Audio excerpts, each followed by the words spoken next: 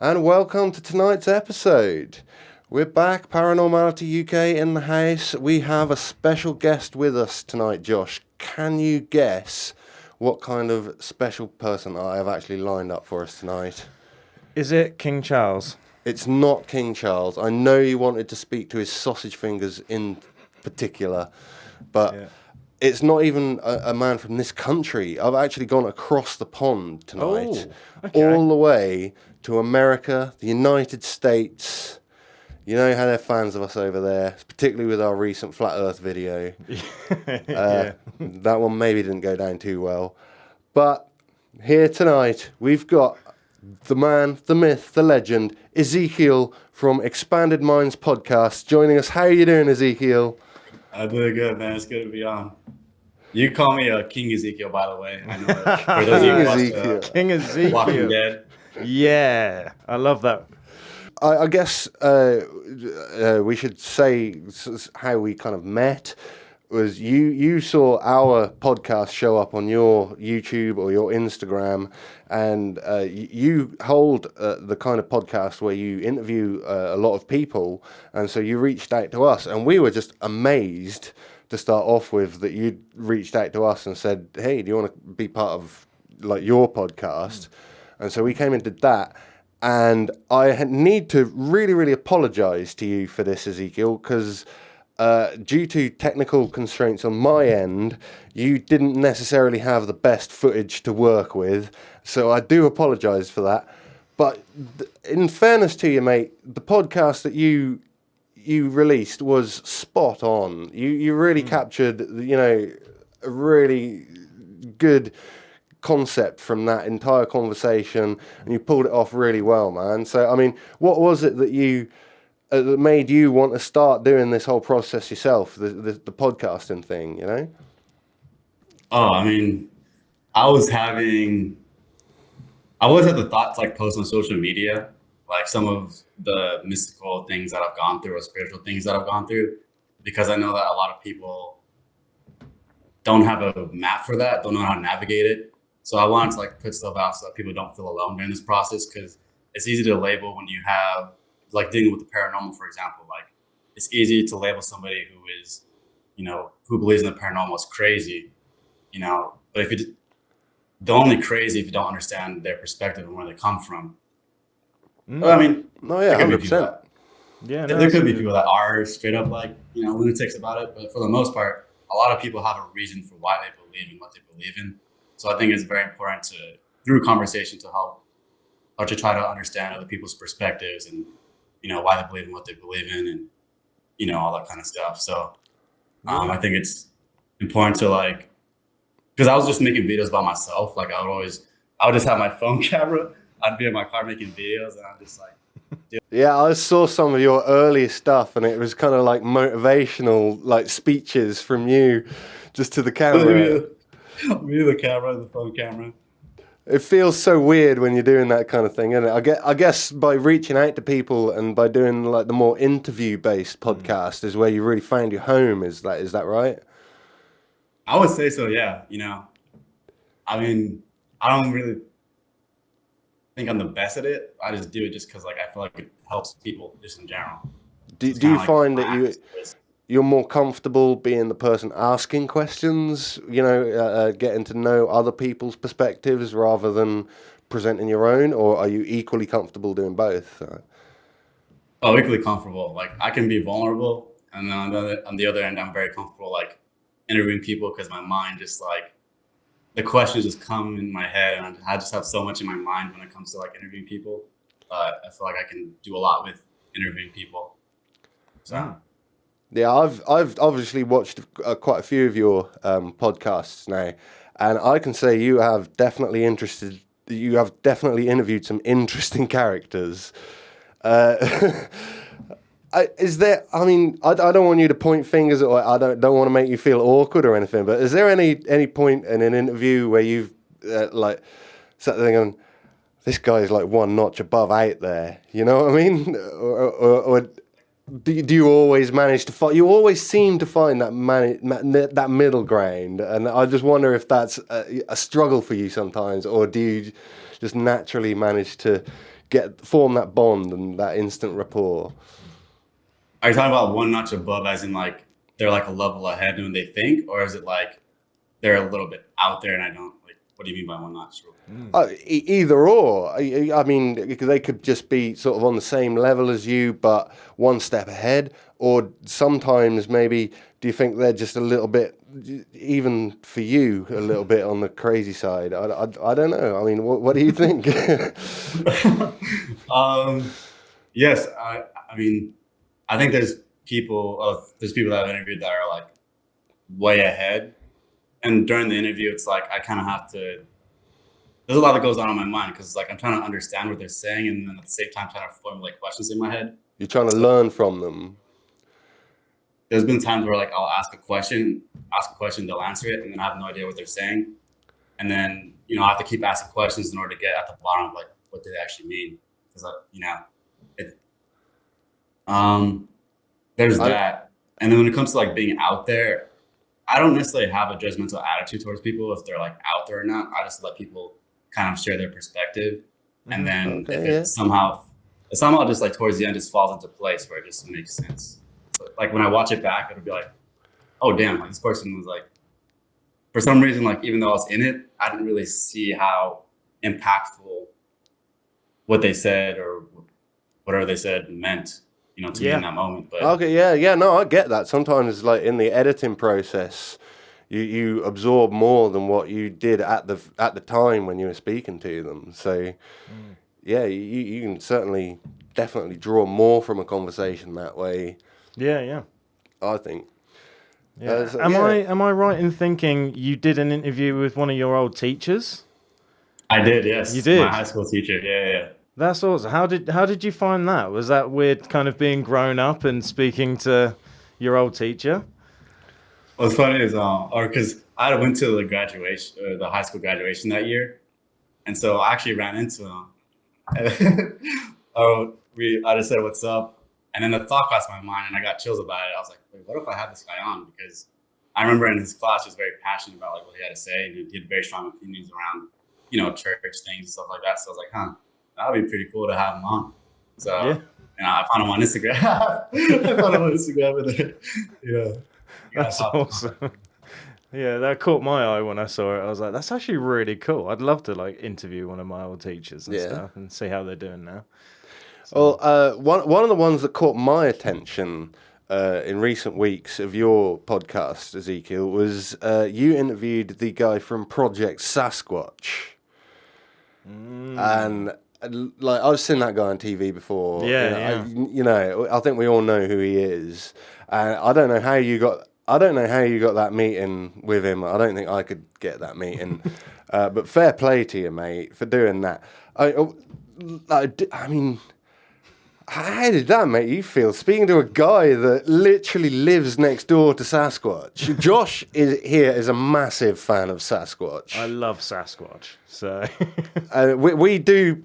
I don't want to go too deep into Sasquatch because we do intend to do. You want to do an episode on Bigfoot because your dad has actually got quite an interesting story. Bigfoot. We won't go into that, but I mean, how was that for you? Speaking to a guy who literally like lives with Bigfoot out in the woods, I mean, this guy, he knows how to track them, he knows how to go find them, take pictures of their sort of surroundings and their settlements that they're making. I started following him on Instagram after seeing your episode. I gotta be honest, It was a really cool episode. I mean, he's such a genuine guy. Like, he actually reached out to me, and I was like, he such a good guy. I mean, he's so advanced in his mind, though. The way he thinks is just like, I would say out there for like the normal person. Like if the average person watches his videos and stuff, they'll be like, this guy's probably crazy. Like he's not, he's probably making stuff up. But if you actually take time to listen to him and his stories and stuff like that, it's like, this guy's very like.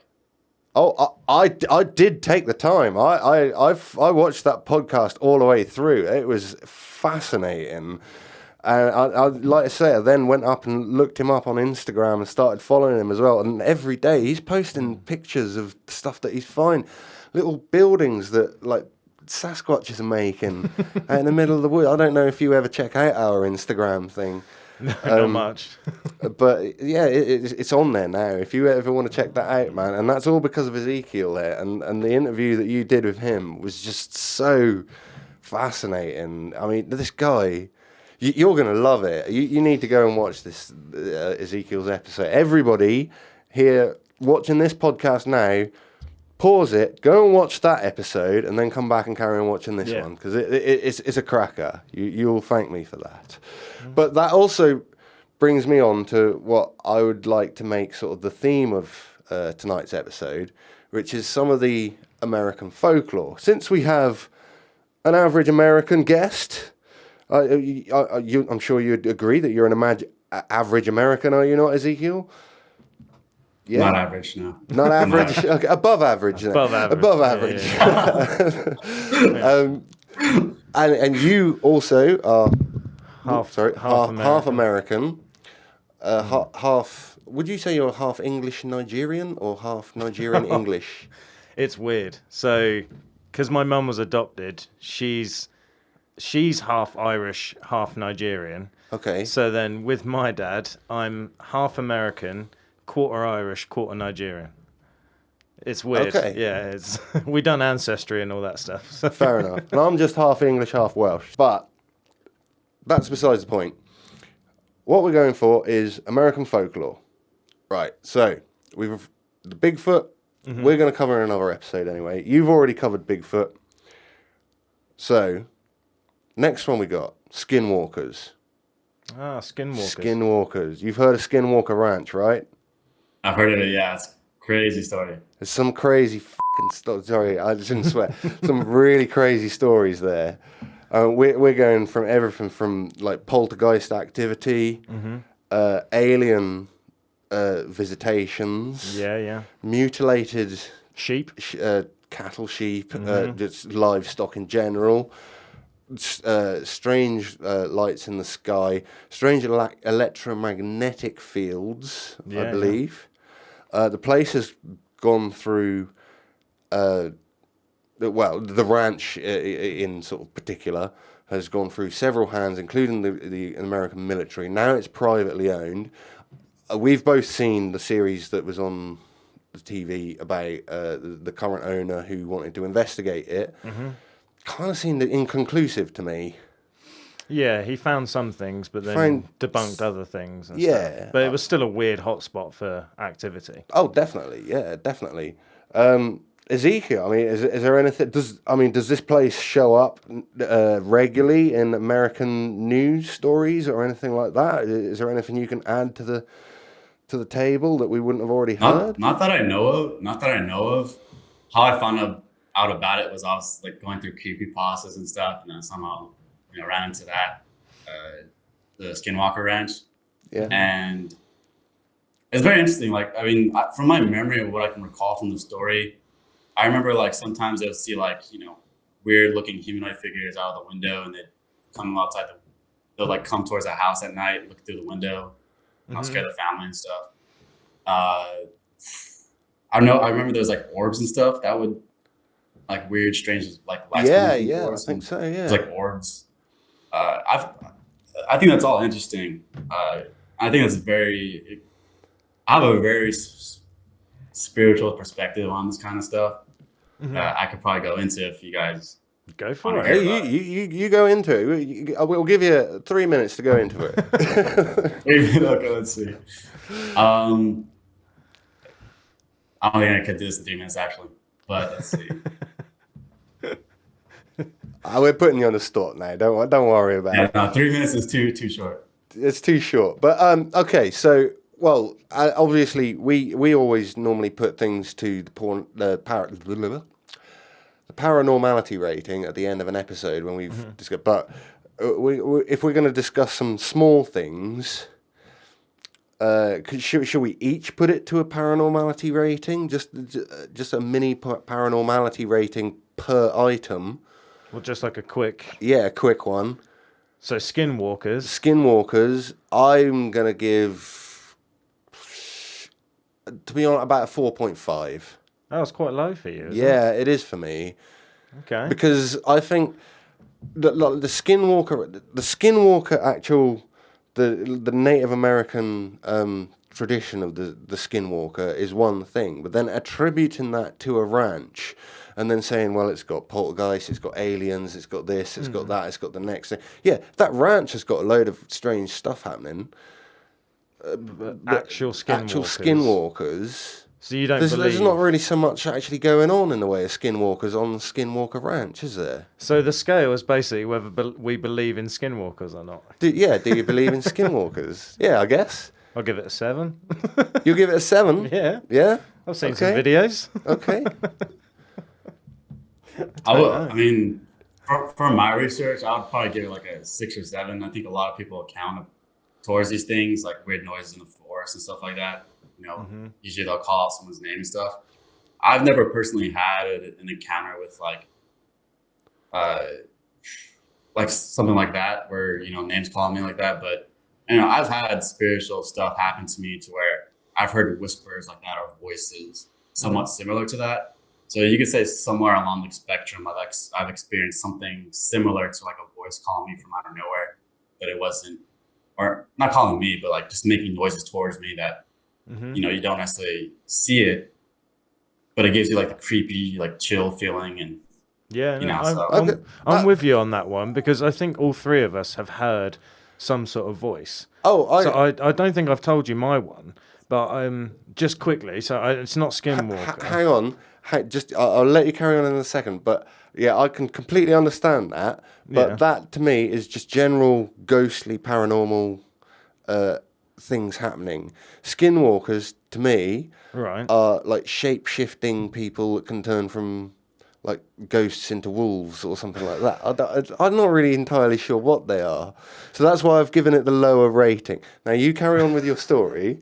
Right. Well, Skinwalkers is hard to obviously navigate, isn't it? Because you've seen videos but there's not actual definitive proof. So like Ezekiel said, it's like you've had other experiences, but actual skinwalkers, no. We've given it an average of like 6, really, haven't we? Between about 6. 5.5. Yeah. But what Ezekiel was saying about the voices, we've all had that because you had it with your mum saying, but I didn't tell you my one. So when I was drifting off to sleep, and it was probably maybe 6 months ago, I distinctively heard my granddad just whisper in the background as I was nodding off, and it kind of freaked me out, and I woke up and I said to Chloe, like, "Oh, did you hear that?" And she had no idea what I was talking about, but I distinctively just heard my granddad's voice.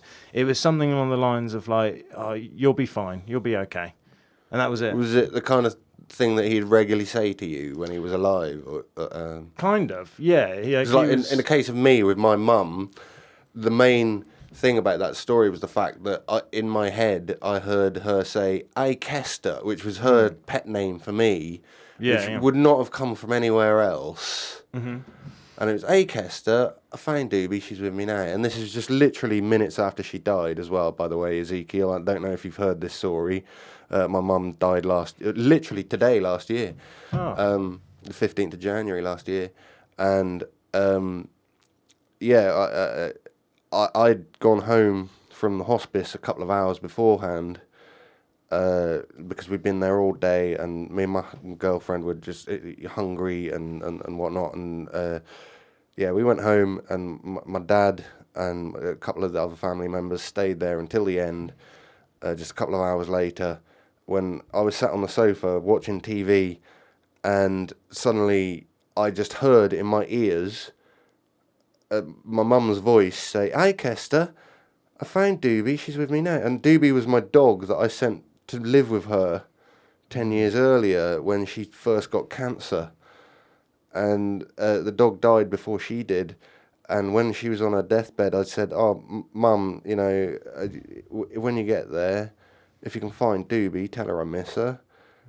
And then literally minutes after she died, I heard her voice just giving me this nurturing talk, saying, "You know, I found the dog. We're both here." Yeah. And it was such a beautiful thing. Yeah. And you had the same thing with your granddad. And it goes back to what Ezekiel was saying, where to some people, we'd seem nuts for hearing voices Oh, and stuff. absolutely. But unless you, like what Ezekiel said, unless you've had your own experience and you've gone through something like that, your mind opens up. You're an expanded mind. Expanded mind. Yeah. So what other things? Oh, go on. Sorry, mate. I could probably address like the shape shifting stuff, because that for me, like, I have like kind of a spiritual perspective towards it, and I've had weird out of body experiences about this kind of stuff. Mm-hmm. I would say shape shifting for me, to kind of rate it on a paranormality stuff, like whether it's possible or not, I say like a 5 out of 10. And like, to get into it though, it's like, if you were to zoom out of your headspace, and what I mean by that is like, if you take your ability to be aware and you begin to like move it, you can move it towards like your feet, to your legs, and then to your head. And if you take that ability and start to zoom all the way out and stretch all the way out, you'll start to see almost like another world, or develop kind of like another sight. Mm-hmm. And so from my experiences, like this is where you go into like seeing kind of like a shadow world, or like a peeling back the layers of reality. Because when you zoom out like that, you realize there's more layers to what you see. Because normally if you're focused and you're cemented into your physical sight, if that makes sense? Yeah. If you're focused on like the objects around you, then that's all you're going to see.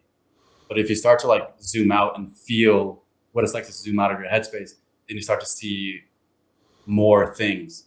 I mean, and so from that perspective, or at least from the experience that I've had, then I've started to see like figures around me, and they easily change shape. They're more, I don't necessarily think they have a physical body. Yeah. That makes more sense. If something doesn't have that necessarily corporeal body, if it's more of an energy body, then it could appear to take a shape or another shape.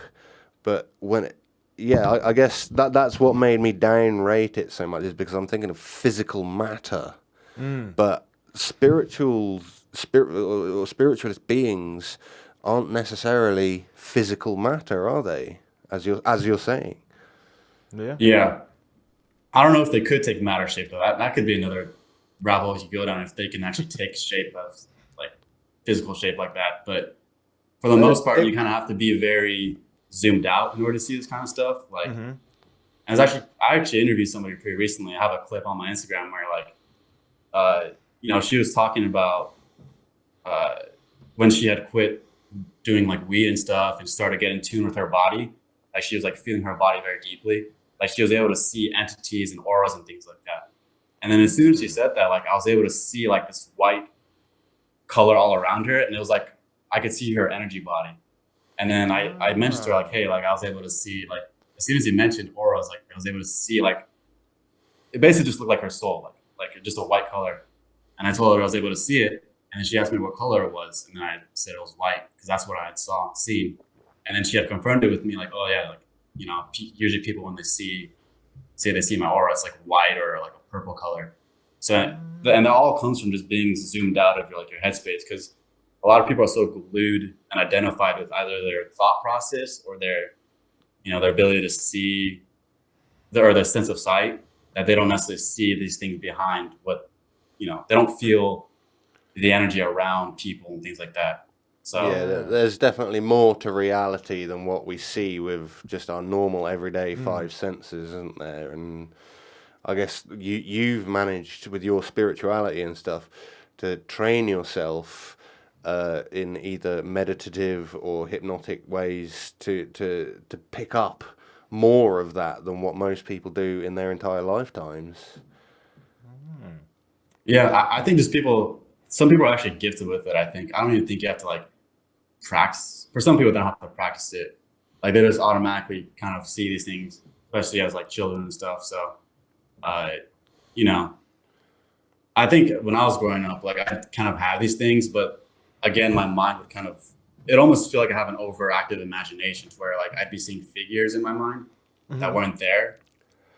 Like, one example would be like, I would always take showers like around 12 a.m. like when I was like in middle school and stuff. Around that time, And for some reason, I would always feel really paranoid trying to go into my shower. And specifically, I would be seeing in my imagination, like, it'd just be like my mind's making up like this figure outside of my window with like yellow eyes, dark face, kind of like cat-like ears, and like a black body, just all pure black. And either my mind was making it up from a logical sense, maybe it was some kind of thing I was just scaring myself with, or I was actually seeing something. You could see it from either one of those perspectives. But either way, like, it was inducing fear inside of me.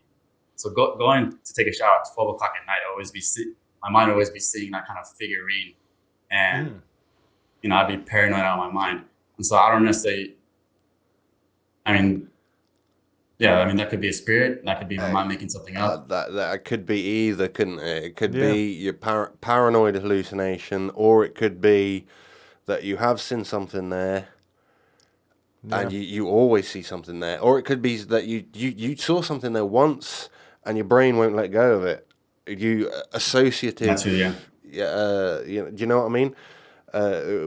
Every time you go for that shower, you associate that same experience, and you relive it almost. That can be a phenomenon as well. Yeah. So that's a hard one to nail down, man. But yeah, I can understand that. That makes sense. Yeah. I get what you mean. So going back to the Skinwalker thing, though. We deviated quite a lot. We keep getting sidetracked, don't we?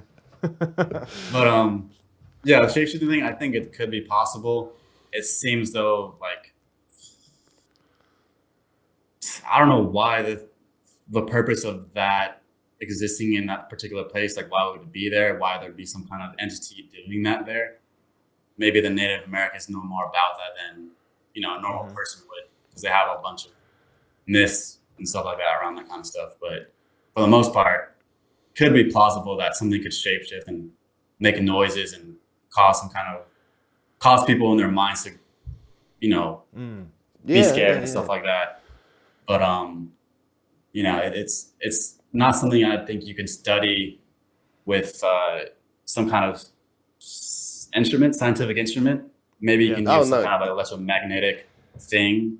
I think any implements that, like, ghost hunters or Zach Bagan or whatever is going to take to, I don't think you'd actually detect something that you could definitely say this is a skinwalker, it's a shapeshifter, it's a spirit made corporeal. I think you've literally got to experience that for your own eyes, don't you, to really 100% believe in it. Yeah. I would say. 100%.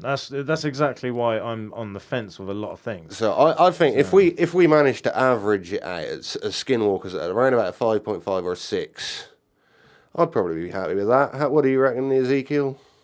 Oh, let me mention one more thing. Like, it just came to my mind right now. So I was like looking at some missing 401 cases, and one thing that people had mentioned was like sometimes the forest would go quiet. And then there's this one story, I don't remember where I found it from, but there's one story where this person, they actually had like a picture of it, but like on their cell phone, the grainy quality, it's unusual. Like, whenever somebody captures something paranormal, it's always a grainy quality. But either way, like, they noticed the forest went quiet, and then through the trees, like, something was coming at them, but it was in a very clear, like, translucent color, and it was coming towards them, and then they forgot how the ending went, but. Because they shat themselves and ran. That's why. They happened to get a picture on their phone and stuff, and they posted on that case, or I forgot what channel I found it on. But either way, I've had a similar experience this happened when I was, in an out of body experience where, like, I was in some kind of house. And then I'm walking through the house, and then I see something like a translucent shape like that. First I was in the house, and then I was running away because I sensed the thing was coming for me.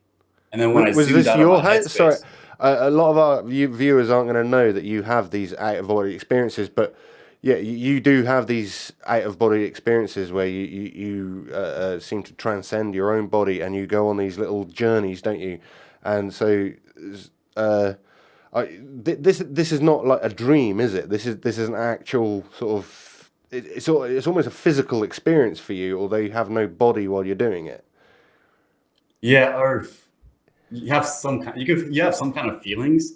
I don't know how to describe it, but like whenever my kind of theory about like the dream world in general is that like when you go to sleep at night, you go into the spirit world. I don't think there's like, I mean, spirit world or dream world, or whatever you want to call it. But if you watch yourself as you go to sleep, and you practice that like every single day, you'll see yourself literally come out of your body and just fly off wherever. It's weird. You just fly off and go into some other spaces. Mm-hmm. But that particular experience though, like I was in a random house. I remember sensing something was coming after me, and so I started running through the house, and then I realized that I can zoom out of my headspace. And so what I did was I took my awareness from my being focused what's in front of me, and I zoomed out just like that. And then I was able to see like in a 360 kind of field of view. And then I saw something like as a translucent shape. And then so I paused in some kind of big living room. And then I was kind of like trying to look around and see where that thing went. And then it turned into a cat.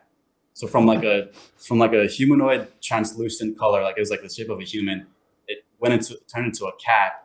And then I paused and I looked at it and I was confused. And I'm like, what? It's a cat. So I felt safe after that for some reason. Like I felt safe. It was just a cat. And then all I remember is that that cat. I thought you meant a big cat for a minute there. I thought like a man lion or something. It was a house cat. House cat. Okay.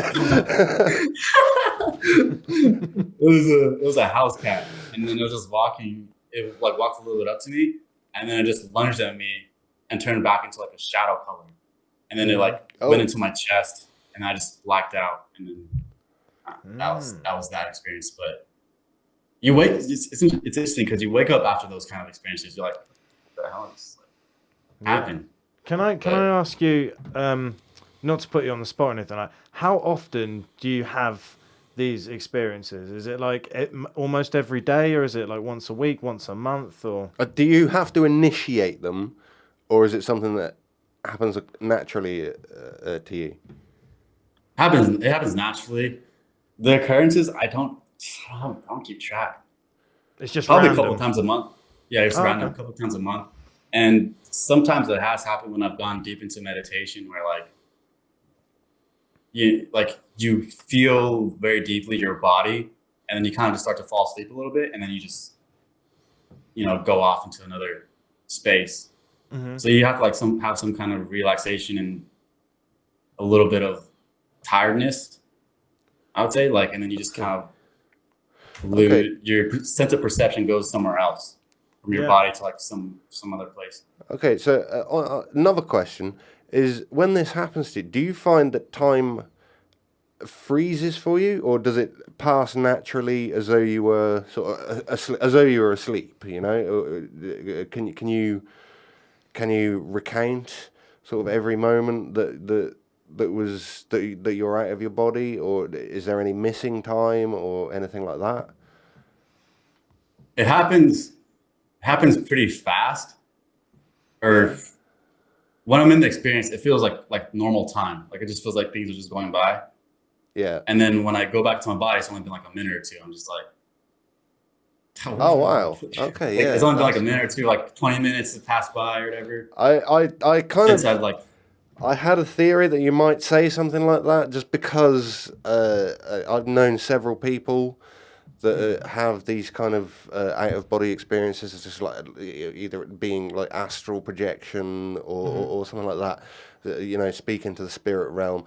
And many of them have said that they can spend hours there, and when they get back, literally minutes have passed. Yeah. And they're still trying to get to sleep at night. Mm-hmm. Do you know what I mean? They're still in bed. Oh, for God's sake, why can't I get to sleep? Yeah. And they're literally, but they've already been on like they've lived several hours worth of their life in this. There's actually a famous story of an American comedian called Ari Shaffir, and he had something similar where he had a whole family and a whole life, and then when he came, so it was like 30, 40 years, and when he came back, it was only like 10 minutes. Really? Yeah. And he had a whole life, marriage, kids, everything. And then you'll have to Google it or look at it. We'll have to do an episode on this guy. Yeah, it's really interesting. That is very interesting. But yeah, I mean, yeah. So that's kind of trippy. Yeah. Yeah. Well, I wanted to ask you. You know what I love the most about it is with Ezekiel talking about meditation and all this stuff. I'm a huge Star Wars fan, so Ezekiel's the closest I'm going to get to an actual Jedi. Like, it's actually really interesting, like, especially when you mention, like, obviously it comes naturally to you and you can strengthen it through meditation and stuff. Like, I'm just hearing Obi-Wan Kenobi. Like, I'm loving it. I think it's awesome. You do the best Obi-Wan Kenobi impression. No, I don't. You do. Hello there. I love it. Yeah. I wish I had that ability. I really do. Because maybe you should set up a regular video chat with Ezekiel, and he'll teach you his secrets. But then, is it one of those things? I don't know if it can be learned. Yeah, not everyone can do it. I'm guessing. Do what exactly are you talking about? So, like, when you're saying about your out of body experience. Yeah, like what was it you used? Like coming out and zooming back. It's very easy. So yeah, it's very easy. Could you teach that to someone? Like, obviously not now, but like, could you? Yeah. Oh. I have I actually did a series on YouTube. So just for fun, like I was teaching people how to meditate on Omegle. And there are some people that would go into there's one guy in particular who was having, I mean, he didn't really believe in this stuff at all, but usually when I get into that mode of focus, I'll literally, it feels like I'm there with the person. Mm-hmm. So I will just literally run them through their body, like, okay, focus on your feet, your calves. And then usually if I can tell people are in tune with themselves, I can feel a lot of energy. I can feel like blissful feelings. And this person in particular, you can see like he was seeing a bunch of water coming through his body or like heat coming through his body. Mm-hmm. Like his mind was just producing this experience where he was seeing a bunch of heat running through the body. And then you're starting to see like a white light and some kind of like weird colors. And it's just a natural product of, feeling out these different parts of yourself. And so this is his first time meditating, and his mind starts to come in and it's like, no, this is all placebo. My imagination thing. So, but it's literally, if you connect to your observer self and you just step into a part of you that's watching those thoughts come, mm-hmm. It's like very easy. It can be intense, I will say. It can be intense for some people, depending on where you're at, I would say. Mm-hmm. From what I've seen, it's like some people like being in their headspace and zooming out of it will be too much. Like they're not ready to see more. Yeah. And so you can get a lot of like, I guess you get a lot of surprised people that get overwhelmed by that first experience. Can you? Yeah. Yeah. Mm. Yeah. Makes sense. I'd like to do that. And some people, awesome. Sorry. Yeah, like some people are ready though, and then when they're ready, again, like they'll start to see colors or start to see different kind of things. And it's just all about having an open mind. Like you don't really try to expect it. It's just an automatic part of yourself that's always been there. It's just you need to kind of shift yourself back into place, and that's like kind of just adjusting yourself back into a certain place. Because I think that a lot of, if you're not really conscious of what you do, you can kind of shift yourself out of place and out of alignment, and then you lose that ability, and then you feel like you have to work back to it. When in reality, it's always been there, but people have kind of pulled you, or certain circumstances have pulled you into another direction where you're not in that clear headspace, or ability to be connected to your intuition and energy all around you. Yeah, it can be very. Yeah. I get you. So this might be a silly question as well, but if someone's really angry and stressed and have a lot going on, I'm guessing they're not going to get a good result unless they are completely open-minded and calm. Is that fair to say, or? That's a good question. Not necessarily. Oh, so you could do it being... That's a good question, yeah. Sorry, carry on, mate. Sorry. No, it's kind of like lagging a little bit. That's... Yeah. I think we're starting to get towards the end of the podcast anyway. Me and Josh usually aim for 30 to 40 minutes. We're at 40 minutes now on the live cast, and we are going to run out of time on Google fairly soon. So I think we'd probably head to wrapping up there. If you'd at home would like to get into more about what Ezekiel was talking about there with his meditation techniques and the spirituality teachings that he's got to offer, please go and check out his channel, Expanded Minds Podcast. There will be a link to it in the description and in the show notes. You can check him out on Instagram, again, at Expanded Minds Podcast. We will link to him. He's a very interesting individual.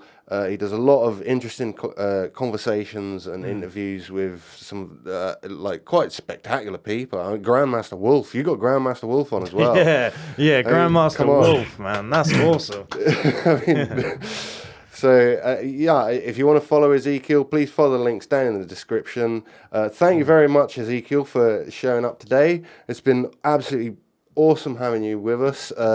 We thank you for inviting us to your podcast to start with, and again for coming back for ours. It's very gracious of you, and it's been absolutely brilliant for you to turn up. Thank you very much. Thank you for having me on. That's okay, and we give your channel 9 out of 10 on the Paranormality ratings. So yeah, that's very good. You're just 10 out of 10. Oh, thank you. You're too kind, man. Too kind. But yeah, that will do for today. Obviously, normally we always say if you want to get in touch with us, paranormality at uk.uk@gmail.com, or leave a note down in the description or the show notes, wherever you can leave a comment. Please do. We always love to hear your feedback. And until next week, ta-ta. Ta-ta.